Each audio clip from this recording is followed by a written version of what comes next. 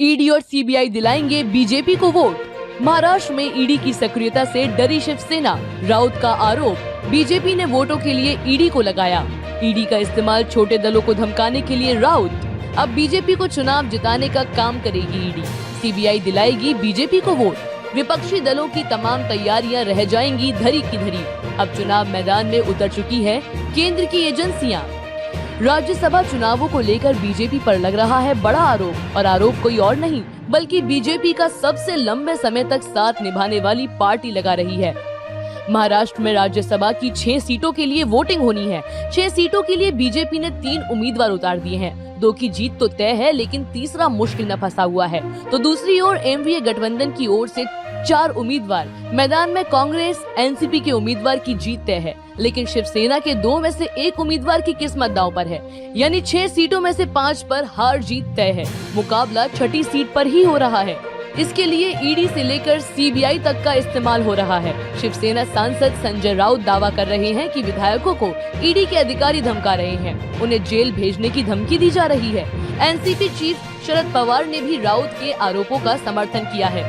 दावा किया गया है कि केंद्रीय एजेंसियों के राडर पर छोटी पार्टियां हैं, उन पर दबाव बनाया जा रहा है। बीजेपी उम्मीदवार के पक्ष में वोटिंग के लिए कहा जा रहा है। बात न मानने पर जेल भेजने का भय दिखाया जा रहा है। एनसीपी के 2 विधायक तो पहले से ही जेल में हैं, जिसमें से एक मंत्री है और एक पूर्व गृह मंत्री। राज्यसभा चुनावों को लेकर शिवसेना सांसद संजय राउत ने दावा किया, बीजेपी चाहे कुछ भी कर ले, लेकिन उसका तीसरा उम्मीदवार जीत नहीं पाएगा। हमारा गठबंधन 4 सीटें जीत रहा है। बीजेपी पैसा बेकार में बर्बाद कर रही है। राउत ने कहा कि तीसरा उम्मीदवार उतारकर भाजपा ने राज्यसभा चुनाव लड़ने का फैसला किया। वह निर्दलीय और छोटी पार्टियों के भरोसे है, उन पर दबाव बनाया जा रहा है। एमवीए भी चुनाव गंभीरता से लड़ रही है।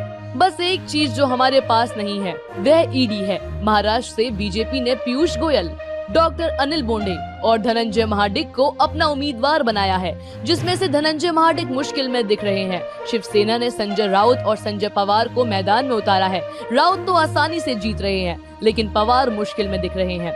एनसीपी के प्रफुल्ल पटेल और कांग्रेस के इमरान प्रतापगढ़ी भी आसानी से चुनाव में जीत रहे हैं। राउत दावा कर रहे हैं कि शिवसेना के दोनों उम्मीदवार चुनाव जीतेंगे और बीजेपी अपने तीनों उम्मीदवारों की जीत की बात कर रही है। महाराष्ट्र विधानसभा की जो स्थिति है उसमें साफ है, जीत उसी को मिलेगी जिसके साथ निर्दलीय विधायक जाएंगे।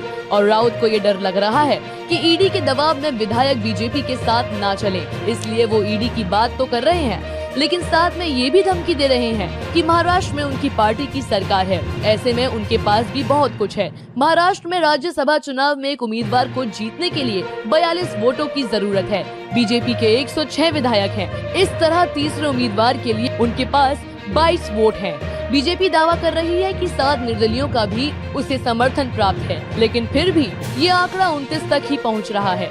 दूसरे एनडीए गठबंधन के पास 152 विधायक हैं। 3 सीट जीतने के बाद चौथे उम्मीदवार के लिए एनडीए के पास 26 वोट बचते हैं। शिवसेना दावा कर रही है कि 8 निर्दलीय और छोटी पार्टियों के 8 विधायक भी उनके साथ हैं। अगर निर्दलीय और छोटे दलों ने चुनाव में शिवसेना के पक्ष में मतदान किया तो यह संख्या 42 तक पहुंच जाएगी। ऐसे में शिवसेना का उम्मीदवार आसानी से जीत जाएगा, लेकिन बीजेपी कुछ निर्दलीय और छोटे दलों के विधायकों को तोड़ने में सफल रही तो मुकाबला रोचक हो जाएगा, और इसी का डर शिवसेना को लग रहा है, जिसके चलते राउत आरोप लगा रहे हैं कि केंद्रीय सरकार ईडी और सीबीआई का डर दिखाकर विधायकों को डरा रही है। उन्हें अनिल देशमुख और नवाब मलिक का उदाहरण दे रही है।